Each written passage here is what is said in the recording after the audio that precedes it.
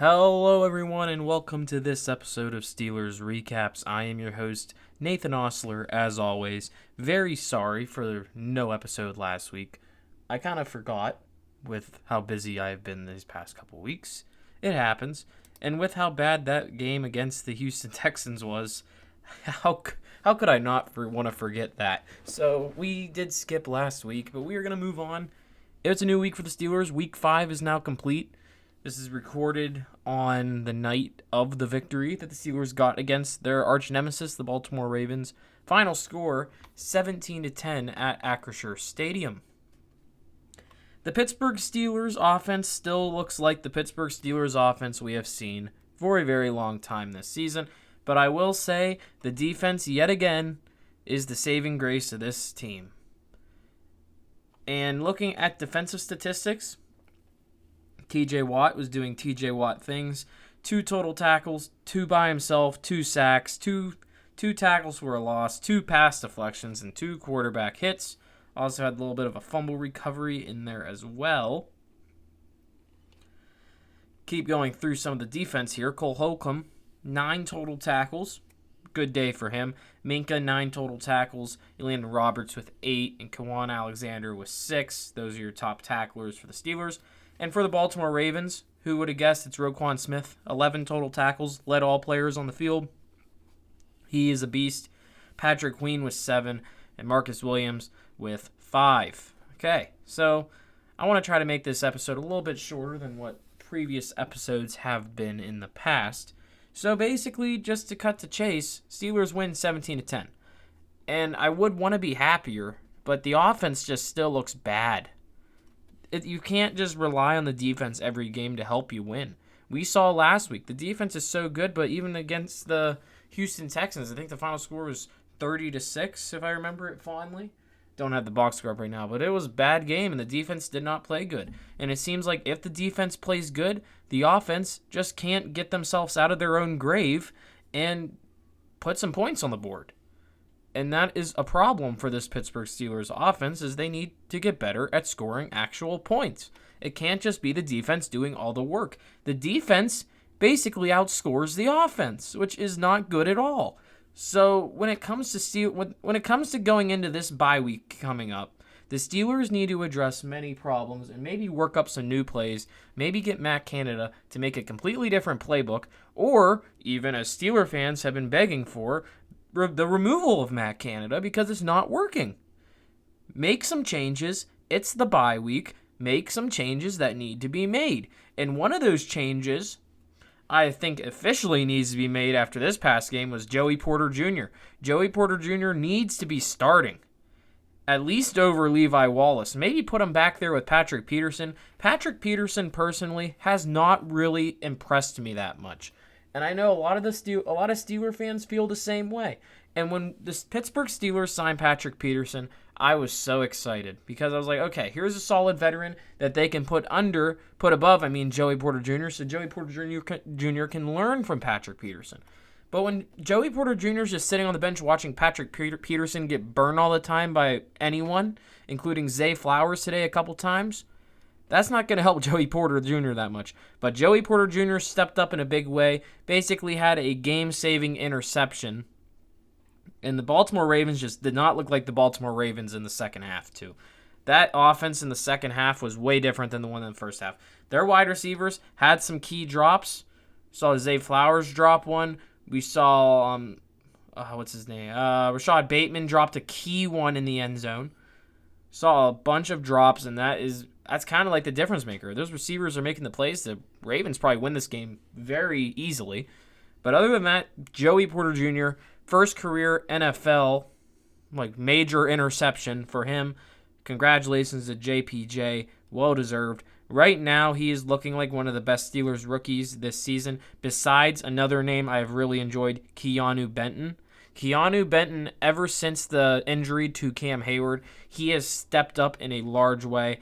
3 total tackles, and one of those was a solo, and 1 hit on the quarterback, Lamar Jackson, who is a running quarterback.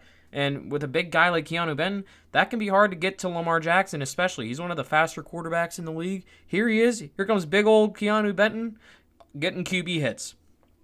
Can't be nothing but excited for what Keanu Benton is going to do for this franchise. Very excited to have him on the defensive line. So, Keanu Benton, Joey Porter Jr., very excited about those rookies on defense. Broderick Jones getting a start on the offensive line, that is. He looked okay. There's some things he needs to improve on, definitely. He got beat a couple times. But other than that, it was his first career start. You can't really judge it that much. Especially with the offensive line side of things, it's hard to judge more so than one of the skill positions. But other than that, I'm excited to see some more Broderick Jones actions. So this game, 17-10, final score. So besides the rookies, some players that stood out to me, I guess we'll start with the Steelers side of the ball, of course. TJ Watt, like I already covered in this episode, 2 sacks yet again, another multi-sack game, make that 8 on the year for him. 2 pass deflections, almost had a pick, basically deflected it, almost picked it off. Just a leaping play, leaped over the offensive line, almost picked off Lamar Jackson. Another guy that stood out, in my honest opinion, I really liked Cole Holcomb in this game. Like I said, 9 total tackles. He was very good. Of course, like always, Chris Boswell, 3 for 3 on the field goals. He has done very good. Honestly, as stupid as this might sound, Brad Wing, the backup punter who they brought in with the Presley Harvin injury, and Presley Harvin was, you could say, cooking until this injury he had. So this has been his second week out, but Brad Wing has done an okay job stepping in. Usually when you see a backup punter, they kind of struggle. But Brad Wing, who hasn't been in the league for a very long time, he has looked very good so far this season. Other than that, then we have to look at the offense. The offensive side of the ball has been a disaster. And it is hard to basically point out a positive with this offense, basically, because I'm watching Sunday Night Football right now. I'm watching highlights of the Dolphins. This Dolphins team looks so much faster than what the Steelers can be, and it's a high-octane offense that the Steelers cannot produce. You see teams like the Jets putting up 30-plus points, and the Jets' offense, in my opinion, is worse than the Steelers, with less skill position players that are amazing, less well-known names, but here's the Jets putting up 31. The Broncos put up 21 in that loss to the Jets, but still, the Broncos put up more points than the Pittsburgh Steelers today, which that cannot happen, man. That cannot happen. So I guess some positives on the offensive side of the football. Kenny Pickett started out slow, but I would say Kenny Pickett in the fourth quarter was very good. Kenny Pickett's day finishes 18-32, 224 passing yards, 1 touchdown, no interceptions, only took 3 sacks, a QBR of 43.3, and a rating of 88.5. Other than that, I mean, George Pickens, you could say as well, George Pickens probably had the best receiving day of both teams easily. 6 receptions on 10 targets, 130 reception yards, that is. 1 touchdown, 41 yards is his longest, and 21.7 is his average per catch. So George Pickens, another great day for Pickens. The Pickett to Pickens connection, it's been working out, but I want to see Pickett improve on many different aspects. It's coming slowly, and I think it's starting to show. I think one of those plays, you could definitely tell there was an audible change. That might have been the play to Pickens. I know there was like a post-game interview. As I'm watching the replay right now on my TV during Sunday Night Football halftime, is there's Pickens just flopping into the end zone. Pickett celebrating with his offensive line. So, yeah, good day for Pickett. Jaylen Warren, I mean, he was rushing and receiving. 9 rushes for 40 yards as long as a 16, average 4.4. And then 3 receptions, 39 yards. Longest was a 23-yard receptions. On 3 for 3, 3 targets as well.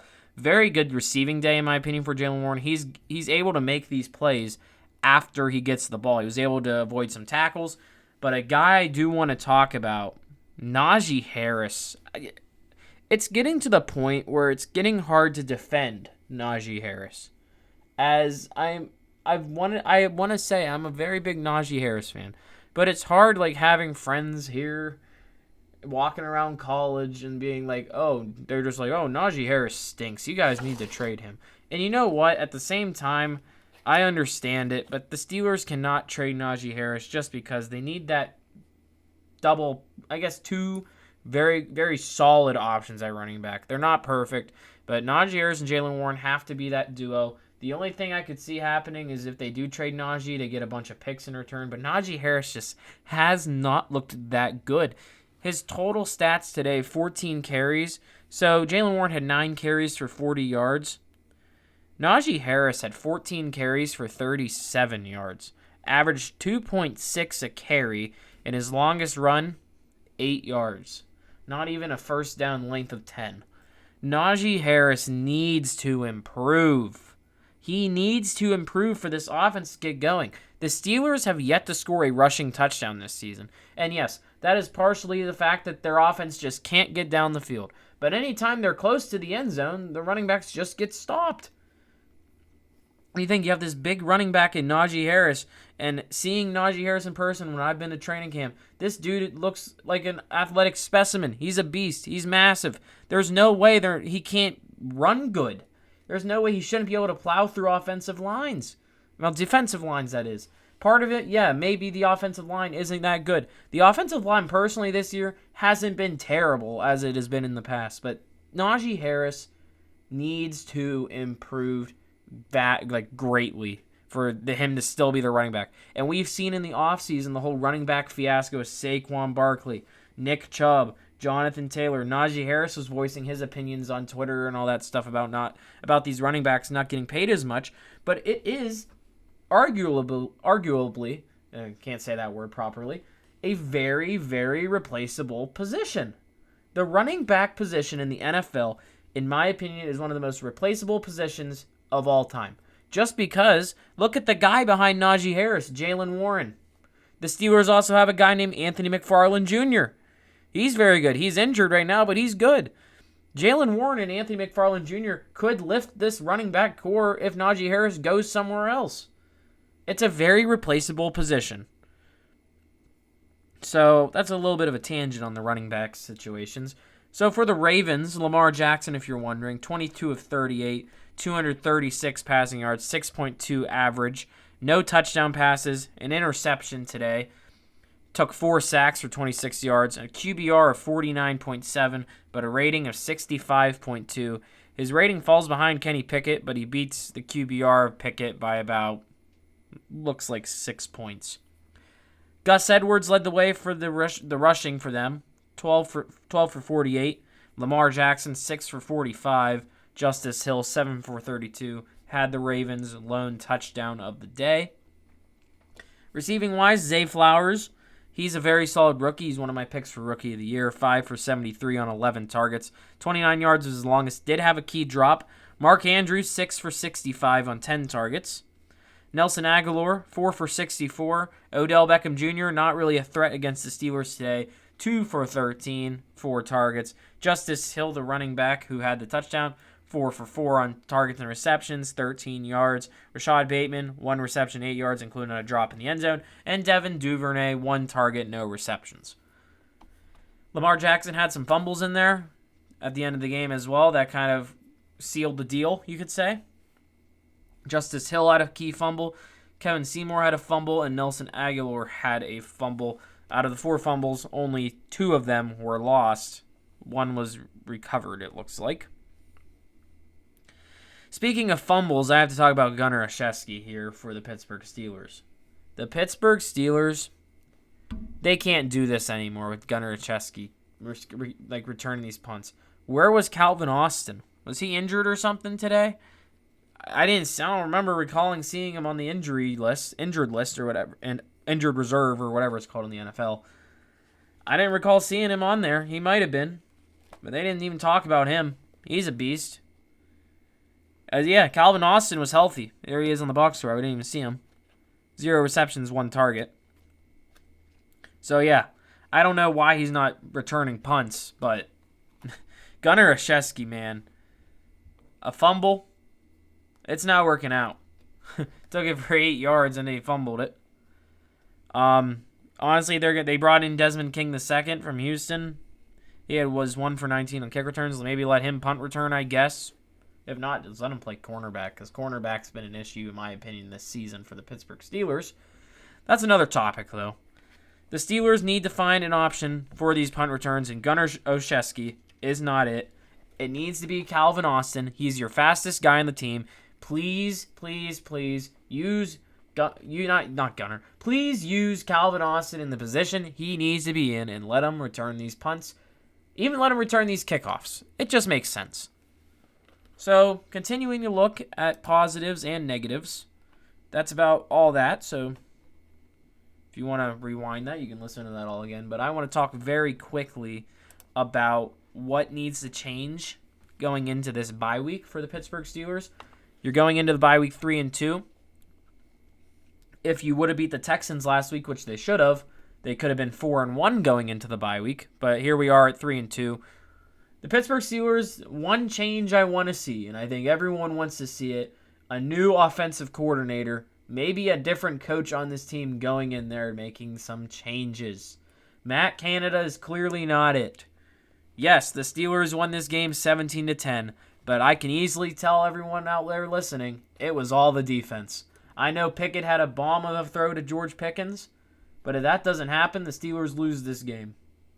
At all. There is no offense for this Pittsburgh Steelers. But yeah, they need to figure out also this running back situation. It is not good. Najee Harris needs to use this bye week for his advantage and to improve, because Najee Harris has not been playing like Najee Harris. And yes, he had a slow start last year too, but he did pick it up. But as of now, he is not playing like Najee Harris should. So Najee Harris needs to adjust a lot. I'm very excited to see Jaylen Warren post-bye week. I think they're going to use Jaylen Warren more, the way Najee Harris has been playing. So I am expecting more Jaylen Warren after the bye week. Other than that, I mean, I'm hoping Presley Harvin's healthy by then. I'm hoping Cam Hayward is as well. I'm hoping maybe Deontay Johnson is fine by then. Maybe it'd be fine to see Anthony McFarland fine by then too. I'm hoping a lot of these injury bugs can be cured. I'm hoping Pat Freiermuth can be back by then, because clearly they don't want to throw the ball to Darnell Washington. I know he had 2 targets, but please throw the ball more to Darnell Washington. I like Connor Hayward, but please use Darnell Washington more.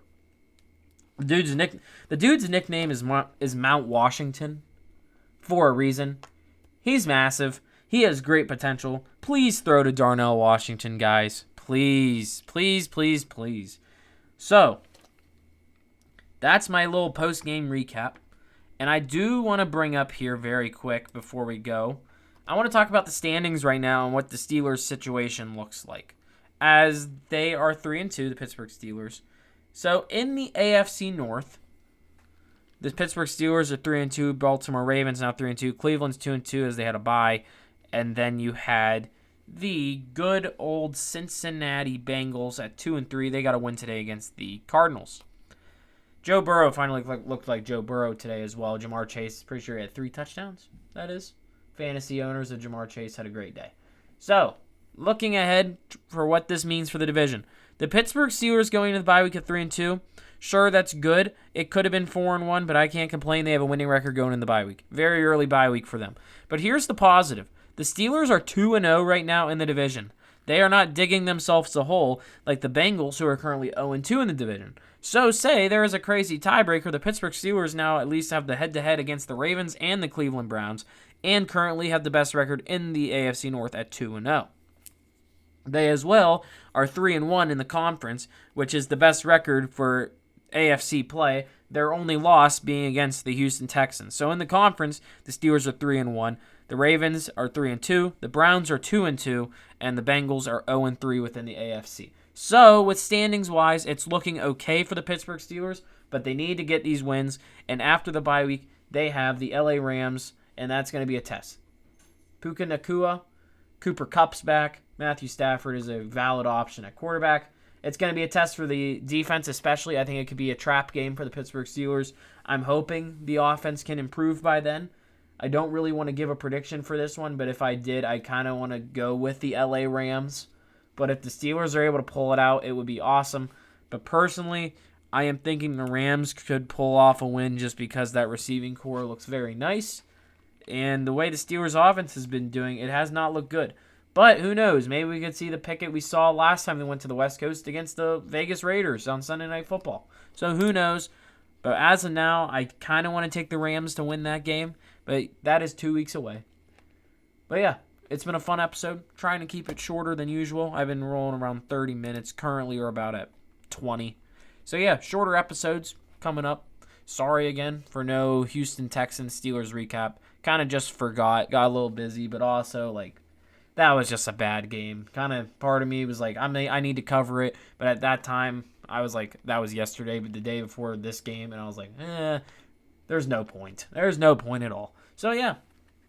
Pittsburgh Steelers defeat the Baltimore Ravens 17-10. I've been Nathan Osler, your host. Thank you for listening to this episode of Steelers Recaps. Steelers win 17-10. Steelers going into the bye week, so I will see everyone who listens to these in about 2 weeks' time for Steelers at Rams recap, whenever that video comes out. But yeah, thank you all for listening to this episode. I've been your host, Nathan Osler, and have a great rest of your day.